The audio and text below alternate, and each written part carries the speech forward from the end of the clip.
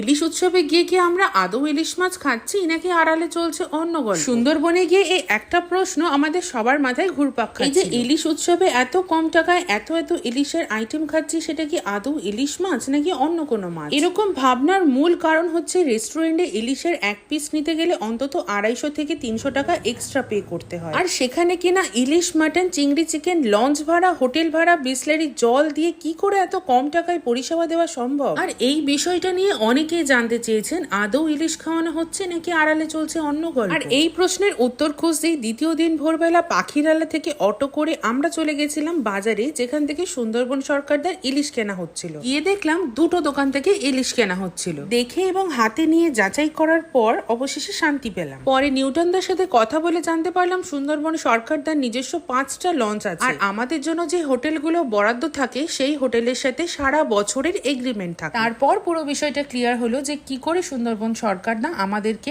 এত কম টাকায় পরিষেবা দিচ্ছে। বর্তমান নিজস্ব লঞ্চ বলতে গেলে আমাদের 5খানা, যেটা সুন্দরবনের আপাতত কারণ নেই। আপনারা বারবার আসুন সুন্দরবন, আমরা দায়িত্ব নিয়ে আপনাদেরকে সুন্দরবন ঘোরাবো এবং যতটা ভালো করে ঘোরানো যায় সেটা আমরা চেষ্টা করবো।